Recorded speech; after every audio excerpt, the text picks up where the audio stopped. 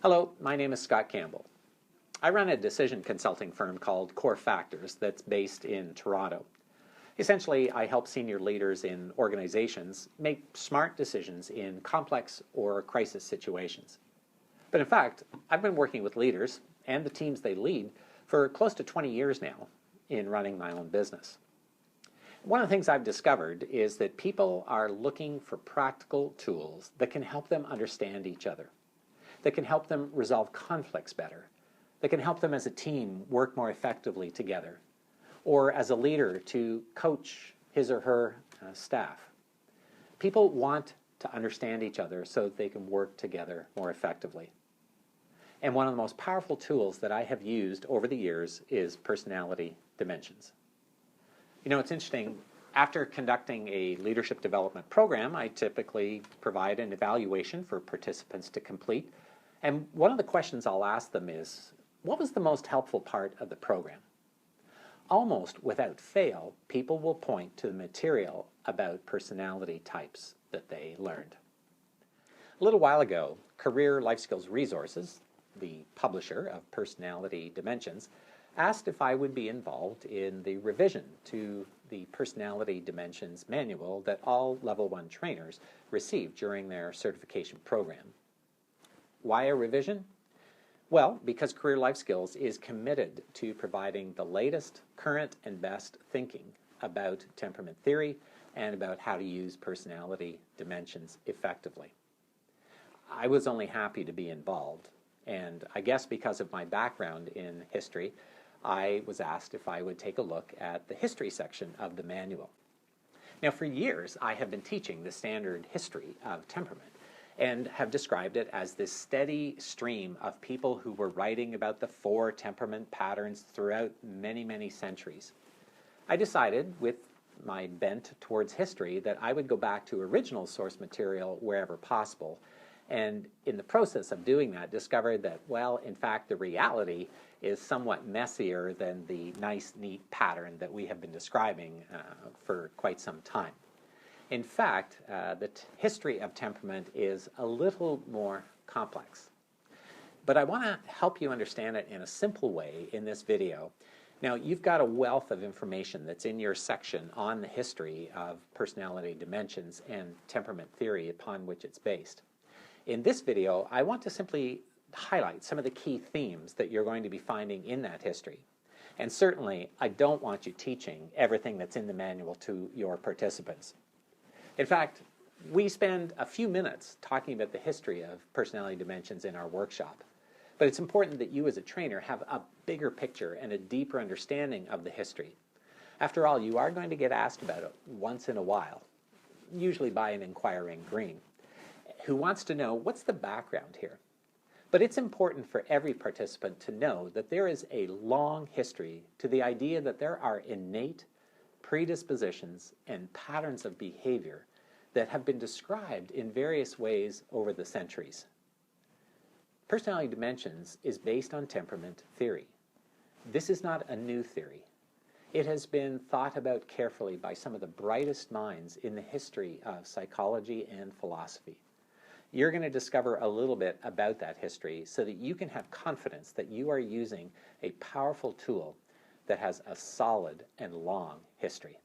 I want to take a moment, though, before I get into the history, to acknowledge the contribution that Linda McKim has provided to the Personality Dimensions community. Linda was the original author of the PD manual, and she did an awesome job of compiling and putting together a wealth of information about temperament and put it into a way that trainers can use easily and effectively. Linda is very gifted at applying personality dimensions in a lot of different ways. You're going to be giving participants in a PD workshop a little booklet called PD in Action. That is a book that Linda authored, and it contains great information about the 4 temperament patterns so that people can review and reinforce the things that they've learned during the workshop. She's also created a really helpful tool called Winning Workshops. It's a resource for both inexperienced and experienced facilitators, and has an abundance of ideas on how to create powerful learning experiences using personality dimensions. So in order to help you understand some of the fundamentals and some of the key aspects of the historical background of personality dimensions and temperament theory, which PD is based upon, I've broken that history down into three fundamental sections. And the first section I refer to as the pre-psychological era. This goes from about the 5th century BC up to about the middle of the 19th century. And it includes the writings of several doctors and philosophers as well. We begin with Hippocrates, sometimes referred to as the father of medicine. He lived in the 5th century BC, and he didn't actually ever describe 4 temperaments. What he did describe was 4 different ways that people can get sick. His theory was that people became ill when there was an imbalance of one of 4 bodily fluids: blood, phlegm, black bile, or yellow bile. So in fact, he never actually talked about temperament as an innate predisposition. All he really talked about was 4 different sources of sickness. Now, we skip over several centuries to one of Hippocrates' disciples, Galen, who lived in the 2nd century Common Era. Galen, like Hippocrates, thought that people became ill when there was an imbalance of these 4 bodily fluids, sometimes referred to as humors. He described those as temperaments, but he didn't mean what we mean today, which is an innate psychological predisposition. What Galen was describing were the symptoms of being sick in one of those 4 ways. And again, he believed that health was found by finding a balance between those 4 fluids, in which case you would end up with sort of the perfect temperament. Now we have to jump ahead several centuries to look at a Persian doctor by the name of Avicenna, who lived in the 11th century Common Era. When I was starting to look in more depth at the history of temperament, I discovered that Avicenna had a huge impact on medical thinking, not only in Persia, but throughout Europe, and that lasted for several centuries. It's Avicenna who first begins to describe temperament as not only physical ailments, but as psychological characteristics. Now, in my reading of his works, it is unclear whether he believes that these are permanent temperaments or whether they are simply, again, symptoms of an inner sickness. But he continued the tradition that there were 4 distinct ways that people manifested these symptoms, and again continued to use the word temperament to describe these characteristics, these symptoms. Now, it's not until we really get to the 19th century with the writings of Immanuel Kant, a European philosopher, that we have full-blown descriptions of 4 innate psychological temperaments. And it is there that we find the roots of the modern era of psychology and the description of these innate temperament patterns. This brings us to the second major section that you're going to read in the manual, which is the early psychological era, existing from about the mid-1800s through the early 20th century. It was during this time that psychology was really coming into its own as a distinct social science. And one of the themes that you find in many of the psychologists writing at the time is the belief that there were innate characteristics and patterns of personality.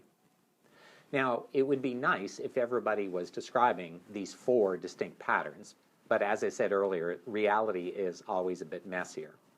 In fact, people described a different number of temperaments and they classified them in different ways, but what they were all believing and writing about was that there are innate personality patterns.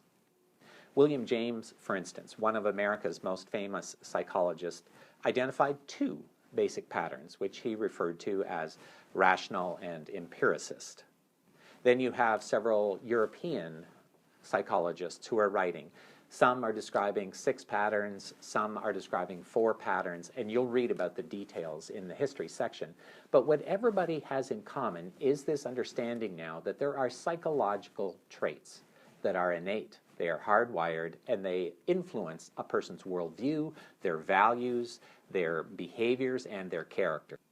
Now, I do want to pause for a moment and talk a bit about the work of Carl Jung. a Swiss psychiatrist in the early 20th century. Jung described in his book, Psychological Types, the difference between introverts and extroverts.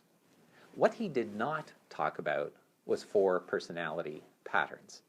In fact, if you care to read through that very dense book, you'll discover that Jung describes 8 different personality patterns.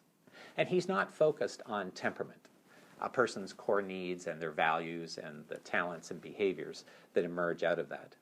What Jung focuses on instead is cognitive processes that people use both to take in information and to make decisions upon that information. Jung believed that there were 4 basic cognitive processes.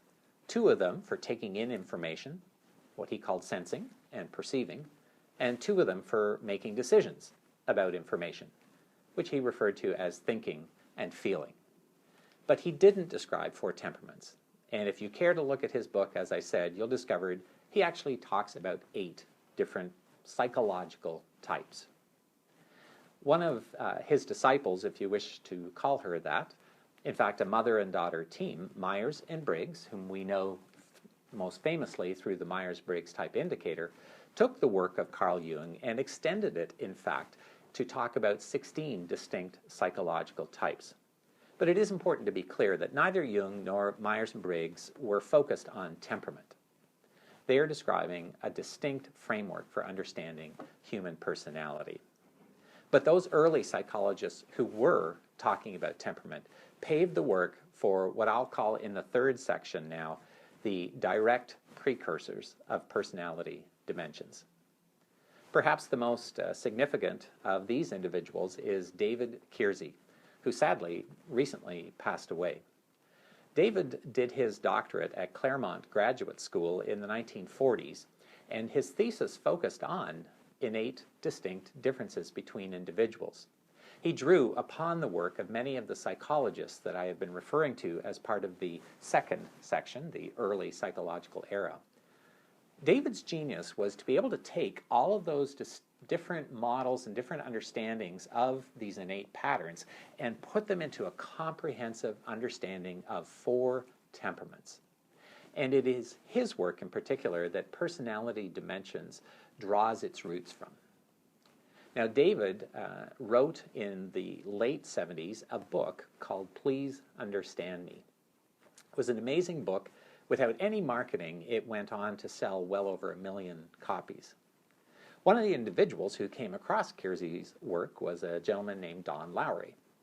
Lowry discovered that in David's rather academically oriented book, that there was a wealth of important information that people could use to understand themselves better and to communicate better and build better relationships with other people. So Lowry created a format in which people would have a lot of fun, but it would also be educational in introducing them to temperament and helping them discover their own, as well as understanding the differences with other temperaments. He called that workshop True Colors. And Lowry gave the names that David had used a color representation instead, and started talking about blues and oranges and golds and greens. Now, Personality Dimensions retains those 4 colors, but as you'll see in a moment, it adds a very important qualifying phrase for each of those 4 colors that helps us understand them even better. One other individual just to mention, that's Linda Behrens. Linda was a student of David Kiersey's and took David's understanding of temperament and extended it even further.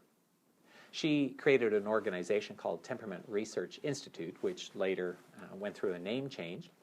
But in that work in her institute, she was able to describe temperament in an even richer and more practical way. And again, Personality Dimensions draws much of its inspiration and even some of its language from Linda's work. We owe a huge debt to these individuals. They have given us the background for Personality Dimensions by describing in very useful and very practical ways the 4 temperament patterns that exist. Now, Personality Dimensions, as I said, adds an important qualifier to each of the colors. And so we actually talk about resourceful oranges and organized golds, inquiring greens, and authentic blues. Just in that single word, which qualifies the color, you have something about the essence of the four temperaments. And even in just thinking about the meaning of those words, we're able to get at the essence of temperament, which is different core needs that drive an individual. Those needs give rise to certain things being important to them. And so you're going to be discovering, as you become a trainer in personality dimensions, that each of the four colors has a very different set of values. They also have a different set of talents, which enables them to get their needs met. And of course, when a person is operating out of their core needs and sustaining their values and using their talents, there are going to be characteristic behaviors for each of those four temperaments. That framework of core needs, values, talents, and behaviors draws its inspiration from the work of Linda Behrens and her tool that she created called the Temperament Targets, a very useful tool for understanding quickly the core differences between these four temperament patterns.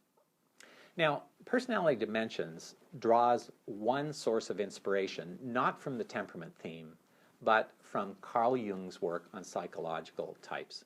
I mentioned that Jung was the first person to really describe in detail the difference between introverts and extroverts. We have found that that is an important component of helping people understand the differences between individuals. And so Personality Dimensions incorporates that part of Carl Jung's work. And so we'll be helping people understand the difference between introverted blues and extroverted blues, or introverted inquiring greens and extroverted inquiring greens. A person's disposition for either introversion or extroversion has a huge impact on how they display their temperament. And so you're going to be reading material about that in your training manual. Well, there you have it. A very quick run through the history of personality dimensions. As I mentioned earlier, you're not going to be going into the level of detail that I've described for you here, and the even greater detail that you're going to be reading about in the manual. But you will be introducing people to some basic facts about the history of temperament and personality dimensions. Again, we do this to demonstrate that this is a well-grounded theory. It has a very long history. It has been written about extensively by some of the sharpest minds in the history of psychology and the study of human behavior. It's an immensely powerful tool. I've used this in a wide number of settings. I've used it in the pharma industry, I've used it with finance companies, I've used it with social service agencies, I've used it in a career setting, I've used it in a number of different areas. And without fail, everybody finds this material useful. It helps them discover more about themselves, and for many people, that's an exciting journey into, perhaps for the first time, really coming to understand who they really are. And it provides immense help for others in learning to relate to other individuals more effectively. Instead of seeing other people as crazy, you come to understand they're just not me. But temperament gives you a framework for understanding those differences. The differences aren't random, and they've been described for centuries. I hope that you will find this section of the manual useful for giving you a much deeper and richer appreciation of the background and the history of temperament. Thanks so much for watching this video, and best wishes to you as you introduce others to this exciting world of personality dimensions.